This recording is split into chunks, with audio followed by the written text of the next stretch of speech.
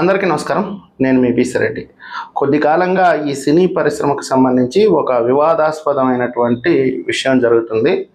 రేపు జూన్ 1వ తేదీ నుంచి థియేటర్లు క్లోజ్ చేస్తున్నామని ఎగ్జిబిటర్లో అనౌన్స్ చేయడం, అంతలోనే పవన్ కళ్యాణ్ గారి అరహర వీరమల్లు సినిమా రిలీజ్ ఉండటం, నా సినిమా రిలీజ్ అయ్యే టయానికి మీరు థియేటర్లు మూసేస్తారా, ఇదంతా ఒక మాఫియా, మీకు గౌరవం ఉందా ప్రభుత్వం పట్ల, మీరు ఎప్పుడన్నా వచ్చి ప్రభుత్వాన్ని కలిసారా మీరు యూనియన్లుగా, ఇదంతా ఒక పెద్ద వివాదం అయింది. ఆ తర్వాత ఆంధ్రప్రదేశ్లో కొన్ని థియేటర్ల మీద దాడులు చేస్తున్నారు, కొంత వాళ్ళకి హెచ్చరికలు కూడా ఇస్తున్నారు థియేటర్ యాజమాన్యానికి. ఇదంతా జరుగుతూ ఉంది. దీనికి సంబంధించి అనేక మంది అనేక విధాలుగా మాట్లాడుతున్నారు. ప్రజలకైతే అసలు అర్థం కావట్లా ఏం జరుగుతుంది దీంట్లో.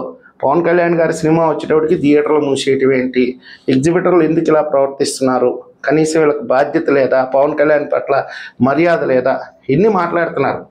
ఇక్కడ నేను మీ అందరికీ ఒక విషయం చెప్తున్నాను. ఈ సినీ ఫీల్డ్లో, ఈ సినీ వ్యాపారంలో దాదాపుగా నాకు 25 ఏళ్ళ అనుభవం. 1999లోనే ఈ వ్యాపారంలో అడుగుపెట్టాను నేను. క్రాక్ సినిమా లాస్ట్ నేను బిజినెస్ చేసిన సినిమా. అక్కడితోటే దండం పెట్టేసి వద్దురా బాబు ఈ జీవితం అంటే, ఆ 22-23 సంవత్సరాల్లో కనీసం కడుపు నిండా కూడు తిన్న రోజు లేదు, కంటి నిండా నిద్రపోయిన రోజు లేదు. మనం పెట్టిన పెట్టుబడికి లాభం వస్తుందన్న, లాభం సంగతి దేవుడు ఎరుగు, కనీసం నేను పెట్టిన పెట్టుబడన్నా తిరిగి వస్తుంది అన్న నమ్మకం కూడా లేదు. లక్షలు తీసుకొచ్చి దాంట్లో పోయాలి. వాస్తవంగా చెప్పాలంటే దీని మీద బెట్టింగ్ వ్యాపారం, అదేదో బెట్టింగ్ యాప్ల్లో పెట్టుబడి పెట్టుకోవడం బెటర్ అనిపిస్తుంది ఒక్కొక్కసారి. అంటే ఎంత నీచ నికృష్టంగా ఈ వ్యవస్థ తయారైందో మీకు వివరించి చెప్తాను. ఆ నలుగురు అంటున్నారు కదా, ఆ మాఫియా అంటున్నారు కదా, వాళ్ళ గురించి కూడా చెప్తా. పవన్ కళ్యాణ్ గారు ఈరోజు చేసేటటువంటి చర్యల్లో ఎంతవరకు సబబు ఉంది, ఎంతవరకు వాటిని ఖండించాలో కూడా చెప్తా. కరెక్ట్గా చెప్పాలంటే అసలు ఎగ్జిబిటర్స్ ఎవరు లేరండి. ఒరిజినల్ థియేటర్ ఓనర్లు ఎవరు లేరు. ఈ మాఫియా ఆగడాలు తట్టుకోలేక వాళ్ళకే అప్పచెప్పేశారు థియేటర్లు. ఎందుకంటే అనాది కాలంగా వాళ్ళ వంశపారంపర్యంగా సినిమా హాల్ అనేది వాళ్ళకు ఒక గౌరవం. వాళ్ళకు కొంతమంది ఎంప్లాయీస్ ఉంటారు, వాళ్ళని సాగటం అనేది వాళ్ళకు ఒక గౌరవం. అలాంటిది ఈ ఆ నలుగురో లేకపోతే ఒక మాఫియానో ఎవరో ఒకరు కానివ్వండి, వీళ్ళ ఆగడాలు తట్టుకోలేక వాళ్ళకే దండం పెట్టేసి థియేటర్లు వాళ్ళకే వదిలేశారు. కొంతమంది అయితే పగలగొట్టేసి ఏ రైస్ మిల్లులో, ఫ్యాక్టరీలో, లేకపోతే అపార్ట్మెంట్లో కట్టేశారు. దీని అంతటికీ ఒక్కొక్క అంశాన్ని మీకు వివరించి చెప్తా. ఫస్ట్ పాయింట్ ఏంటంటే, ఏ వ్యాపారం చేయాలన్నా ప్రోడక్ట్ ఉండాలి. మనం ఇప్పుడు మీరు ఒక వ్యాపారం చేస్తున్నారు, చిల్లర కొట్టో లేకపోతే ఏదో కొట్టో పెట్టారు, దాంట్లో ప్రోడక్ట్ ఉంటేనే కదా వ్యాపారం. వీళ్ళు సినిమాలు ఏడ తీస్తున్నారు, సంవత్సరానికి ఒక సినిమా తీస్తారు ఒక పెద్ద హీరో. ఇంకా ముదిరిపోయిందంటే 3 ఏళ్లకు ఒక సినిమా తీస్తాడు. ఇంకొక ఆయన అయితే ఏకంగా 5 ఏళ్లకు ఒక సినిమా తీస్తాడు. ఒక డైరెక్టర్ ఒక సినిమా పట్టుకున్నాడంటే పుట్టిన బిడ్డ పెరిగి పెద్దోడైపోయి వాడికి పెళ్ళి అయిందాక కూడా ఆ సినిమా జరుగుతూనే ఉంటుంది. ఒక థియేటర్ రన్ కావాలంటే సినిమాలే ఉండాలి కదా. ఆ సినిమాలు లేనప్పుడు ఆ థియేటర్ని పెట్టుకొని, ఆ ఎంప్లాయీస్ని పెట్టుకొని, కరెంటు బిల్లులు కట్టుకుంటా, మెయింటెనెన్స్ చేస్తా ఎంతకాలం నడపగలం? ఇప్పుడు చిరంజీవి గారు ఉన్నారు, ఆ తర్వాత వచ్చి బాలయ్య బాబు ఉన్నారు, తర్వాత సీనియర్ ఎన్టీఆర్, తర్వాత కృష్ణ గారు, తర్వాత ఆయన అక్కినేని నాగేశ్వరరావు గారు, వీళ్ళందరూ ఎలా చేసేవాళ్ళు? సంవత్సరానికి 10 సినిమాలు, మినిమం 6 నుంచి 10 సినిమాలు చేసేవాళ్ళు. ఇప్పుడుండే హీరోలు అలా చేస్తున్నారా? సరే, హీరోలు చేయడానికి సిద్ధంగా ఉన్నా ప్రొడ్యూసర్లు చేస్తున్నారా? లేదు. 30 సినిమా తీస్తారు, దానికి 300 కోట్ల పబ్లిసిటీ పెడతారు, తర్వాత 650 కోట్లు వసూలు చేసుకోవాలి దాన్ని. వాళ్ళు అంత క్వాలిటీతో రీళ్ళ మీద, ఇప్పుడు ఉండేదంతా డిజిటల్ టెక్నాలజీ, అప్పుడు ఇంకా కష్టం. ఒక రీల్ మీద ఒక షూట్ చేశారంటే ఆ షూట్ కానీ క్యాన్సిల్ చేయాలంటే అది వేలల్లో నష్టం. ఇప్పుడే ఉంది, మెమరీ కార్డు పెట్టారు, షూట్ తీశారు, నచ్చకపోతే డిలీట్ చేస్తారు, మళ్ళీ రీషూట్ చేస్తారు, నష్టమే ఉండదు. కాకపోతే హీరో ఇంకొకసారి చేయటం అనేది కష్టం. 100 సినిమాలు తీయొచ్చు, కానీ వీళ్ళు తీరు. ఎందుకని? డిమాండ్ ఎక్కువ అవ్వాలా, ప్రోడక్ట్ తగ్గితేనే డిమాండ్ ఎక్కువ అవుతుంది అనేది ఈ మాఫియా యొక్క సూత్రం. అక్కడి నుంచే మొదలైందండి. సినిమాలు తగ్గించడంతో థియేటర్లో చేతులు ఎత్తేయాల్సిందే. ప్రోడక్ట్ లేకపోతే థియేటర్ ఏ విధంగా రన్ చేస్తారు? ఎంటర్టైన్మెంట్ ఎప్పుడు ఉంటుందండి. సినిమా అనేది థియేటర్లోనే చూస్తారు ప్రజలు. ఎంత టీవీలో, ఓటీటీలో, ఇంకొకటో ఎన్ని వచ్చినా రెగ్యులర్గా థియేటర్కి సినిమాలు వస్తూ ఉంటే ఖచ్చితంగా వస్తారు. ఇప్పుడు అల్లు అర్జున్ సినిమానే ఉంది, ఈ నెలలో ఒక సినిమా వచ్చింది, 3 నెలల తర్వాత ఒక సినిమా వచ్చింది అయింది, థియేటర్కి రాకుండా ఉంటారా? మధ్యలో ప్రభాస్ సినిమా వచ్చింది, మధ్యలో ఒక జూనియర్ ఎన్టీఆర్ సినిమా ఒకటి వచ్చింది. అంటే రెగ్యులర్గా ఒక్కొక్క హీరో కనీసం సంవత్సరానికి 3 సినిమాలు తీస్తే ఒక 5-6 హీరోలు ఉన్నారు. మరి ఎన్ని సినిమాలు వస్తాయండి? మీరే లెక్కేసుకోండి. వీళ్ళు అన్ని సినిమాలు ఇస్తున్నారా? ఇవ్వరు. కేవలం సాగదీసి మౌత్ పబ్లిసిటీ కల్పించి ఈడు ప్రోడక్ట్ తీసుకొచ్చేదాకా మేము థియేటర్ తీసి పెట్టుకొని ఉండాలి. ఈ దరిద్రాన్ని భరించలేక, ఈ నరకాన్ని అనుభవించలేక థియేటర్లు మూసుకోవాలా, సినిమా వచ్చేదాకా మూసుకోవాలా. అంటే అంత దయనీయమైన పరిస్థితికి వచ్చేసింది. ఇంకా రెండో అంశం, కీలకమైన అంశం చెప్తాను నేనంటే, ఇప్పుడు సపోజ్ నేను ఒక సినిమా సెలెక్ట్ చేసుకున్నాను. ఉదాహరణకి గీతా గోవిందం అనే సినిమా కొనుక్కున్నా నేను. నా థియేటర్కి సంబంధించి నేనే ఒరిజినల్ ఎగ్జిబిటర్ అనుకోండి. సినిమా తీసుకొచ్చి నేను లోడ్ చేసుకుంటా. రేపు డబ్బులు కూడా కట్టేస్తాను నేను. క్లియరెన్స్ ఫుల్ రన్కి ఒక 50 రోజులకో 100 రోజులకో. ఫుల్ రన్ అంటే మన ఇష్టం, ఎన్ని రోజులు ఆడితే అన్ని రోజులు వేసుకోవచ్చు. డిస్ట్రిబ్యూటర్కి డబ్బులు కట్టేశాను. ఇక్కడ థియేటర్ దగ్గరకు వచ్చి పబ్లిసిటీ చేసేసుకున్నా. రేపు పొద్దున సినిమా అనేటప్పటికి వాడు వచ్చి థియేటర్లో సినిమా లోడ్ చేయడు. రేపు పొద్దున వస్తా, గంటకు వస్తా, అరగంటకు వస్తా అని చెప్తా ఉంటాడు. పొద్దున్నే ఏరా బాబు నువ్వు రాలేదంటే నీ థియేటర్కి సినిమా లేదంట. అదేంద్రా బాబు, నా చేత డబ్బులు కట్టించుకున్నావు, పబ్లిసిటీ చేసుకున్నాను, చివరికి నా థియేటర్లో సినిమా లేకపోవటం ఏంటి అంటే, నేను పెట్టుకున్నటువంటి డిజిటల్ ఎక్విప్మెంట్ ఏదైతే ఉంటుందో అది ఆ ప్రొడ్యూసర్కి సంబంధించింది కాదు, నేను వేరే తెచ్చి పెట్టుకుంటానమాట. కాబట్టి నా థియేటర్ కూడా సినిమా వేయడు. ఎగ్జాంపుల్ ఇదే నాకు జరిగింది. గీతా గోవిందం అనే సినిమా నేను డబ్బులు కట్టేసాను, పబ్లిసిటీ చేసేసాను, అన్నీ క్లియర్ చేసుకున్నాను. తీరా చూడకపోతే నా థియేటర్లకు సినిమా లేదు. ఎందుకు నా థియేటర్లకు సినిమా లేదు అంటే, అది అల్లు అరవింద్కి సంబంధించినటువంటి క్యూబ్ ఎక్విప్మెంట్ నా దగ్గర లేదు. నా దగ్గర ఉండేది కేఎస్ఎస్. అందుకని నా థియేటర్కి సినిమా ఆపాడు. ఏమంటే లక్షలు పెట్టుబడి పెట్టానండి నేను, థియేటర్లో సినిమా అని చెప్పి పబ్లిసిటీ చేసేసాను. రేపు తెల్లారి ప్రేక్షకులు వచ్చి నా థియేటర్ పగలు కొడతారండి. నా ఒరిజినల్ ఓనర్ వచ్చి నన్ను చెప్పు తీసుకొని కొడతాడు, నువ్వు కన్ఫర్మేషన్ లేకుండా ఎందుకు పబ్లిసిటీ చేసావని.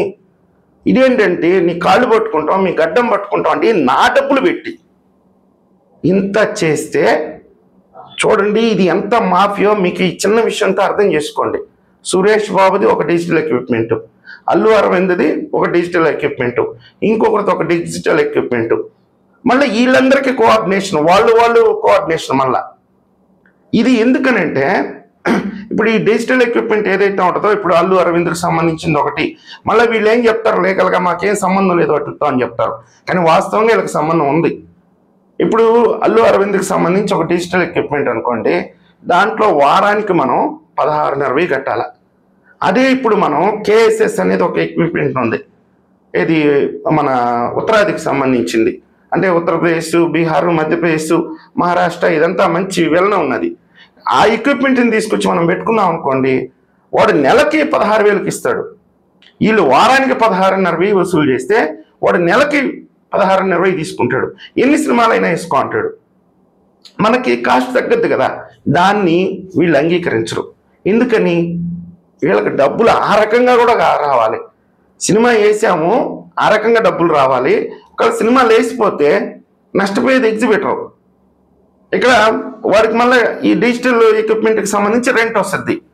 అంటే పీల్చి పిప్పి చేసి అన్ని రకాలుగా చిత్రహింసలకు గురి చేసి ఆ ఒరిజినల్ డిస్ట్రిబ్యూటర్ని తరిమేసి ఈ థియేటర్ని వీళ్ళు ఆక్యుపై చేసేసారు. సంవత్సరాలకి లీజులు రాయించేసుకొని. అంటే ఎందుకని? ఇక్కడ గౌరవ ప్రతిష్టలకు సంబంధించిన విషయం. చాలామంది ఏంటంటే వీళ్ళ అవమానాలు తట్టుకోలేక పగలగొట్టేసుకున్నారు థియేటర్లు. అది పక్కన పెట్టండి. ఇంకోటి ఏంది, ప్రోడక్ట్ లేక సినిమాలు లేవు, ఏం చేస్తాం, పగలగొట్టి ఆడపాడేశారు. ఇప్పుడు వీళ్ళయ్యే థియేటర్లు అయినాయి మొత్తం.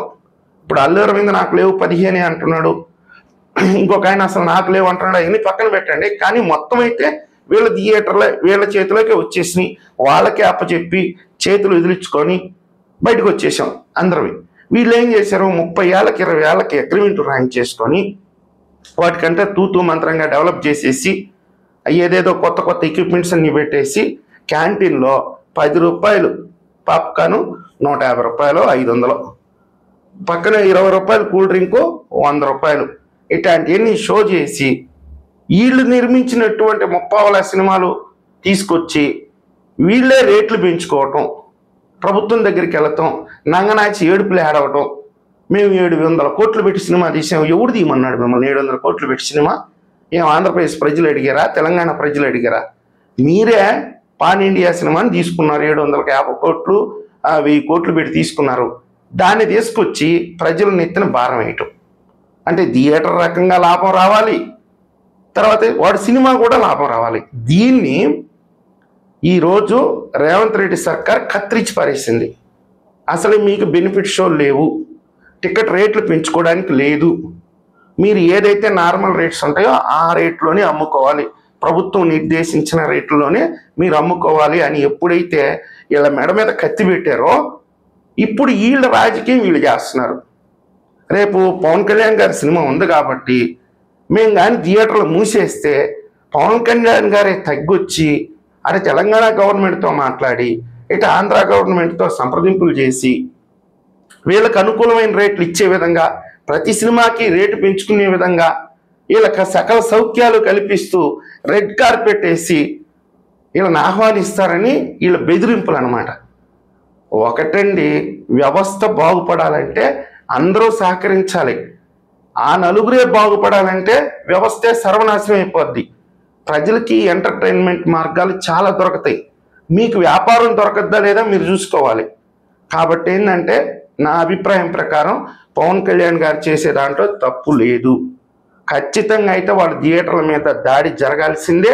ఖచ్చితంగా వాళ్ళ రేట్లకు సంబంధించి, అన్ని విషయాలకు సంబంధించి, వాళ్ళు కట్టే ట్యాక్స్కి సంబంధించి అన్ని విషయాల మీద విచారణ జరపాలి, వాళ్ళకి వార్నింగ్ ఇవ్వాలి, వాళ్ళ దగ్గర నుంచి ఫైన్లు కూడా వసూలు చేయాలి.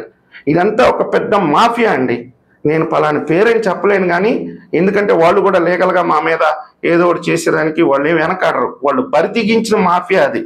మీరు డ్రగ్స్ మాఫియా, గంజాయి మాఫియా, మెడికల్ మాఫియా, ఇట్లా ఏ రకమైన మాఫియా ఉందో ఈ సినిమా కూడా ఒక పెద్ద మాఫియా. నేను చెప్పిన దాన్ని బట్టి మీకు అంటే వీడియో చెప్పుకుంటూ పోతే ఒక 2 గంటలు అవుతుంది. మీకు సంక్షిప్తంగా అర్థం కావాలని చెప్పాను నేను. సో లాస్ట్ క్రాక్ సినిమా వరకు పోరాడాను. ఎట్లయినా సరే, ఎట్లయినా, ఎందుకని థియేటర్ బతికించుకోవాలా, మనం బతకాలా, మన స్టాఫ్ బతకాలా అని అనేక రకాలుగా పోరాటం చేశాం. కానీ వాళ్ళకి కావట్లేదు. ఇక బతుకు తెరువు అనేది కష్టమైపోతుంది. లాస్ట్కి తూర్పు తిరిగి దండం పెట్టి థియేటర్ తాళాలు నెట్ట నిల్వన మూసేసి అసలైన ఓనర్కి ఇచ్చేసి, అన్న నీ ఇష్టం ఏం చేసుకుంటావో చేసుకో, నా వల్ల కాదు, నేను థియేటర్ నడపలేనని చెప్పిన తర్వాత ఆయన ఈ నలుగురిలో ఒకరికి ఇచ్చి దాన్ని మళ్ళీ రీమోడల్ చేయించుకొని రన్ చేస్తున్నారు. ఇది పరిస్థితి. ఆయనకు కూడా ఏం సంబంధం లేదు. ఆయన ఏదో యూఎస్లోకి వెళ్ళిపోయాడు. ఒక థియేటర్ కాదు, దాదాపుగా 5 థియేటర్లు చేశాను నేను. వీళ్ళు ఏంటంటే వాళ్ళదే ప్రోడక్టు, వాళ్ళే అమ్ముకోవాలా, వాళ్ళే బతకాలా, వాళ్ళే తినాలా. దీని మీద ఎవడు బతకూడదు. ఎవడైనా సరే ఒక పరిశ్రమ అంటే, ఒక వ్యాపారం చేస్తే వాడు బతకాలి, 10 మందిని బతికించాలి అని చూస్తారు. ఈ మాఫియా ఏదైతే ఉందో, ఈ ప్రొడ్యూసర్ల మాఫియా, ఈ ఎగ్జిబిటర్ల మాఫియా, వాడే బతకాలి, వాడే తినాలి, వాడే చావాలి, ఇంకెవడు బతకూడదు. ఇప్పుడు ఇది చేసేది మాత్రం ఖచ్చితంగా బ్లాక్మెయిల్. కేవలం వాళ్ళ రేట్లు పెంచుకోవడం కోసం పవన్ కళ్యాణ్ సినిమాని కానీ ఆపితే థియేటర్లు బంద్ చేస్తున్నామంటే, మాకు నష్టాలు వస్తున్నాయంటే టికెట్ రేటు మీ ఇష్టం వచ్చినట్టు పెంచుకోండి అని చెప్తారు. అవకాశం ఇప్పుడు మా చేతుల్లోకి వచ్చింది అని చెప్పి ఈరోజు పవన్ కళ్యాణ్ గారిని బ్లాక్మెయిల్ చేయడానికి ప్రయత్నిస్తున్నాడు. ఖచ్చితంగా పవన్ కళ్యాణ్ గారు ఎటువంటి చర్యలు తీసుకున్నా కానీ దాన్ని మనం సమర్థించాలి. ఈ వీడియో మీకు నచ్చినట్టయితే లైక్ చేయండి, సబ్స్క్రైబ్ చేయండి. ధన్యవాదాలు.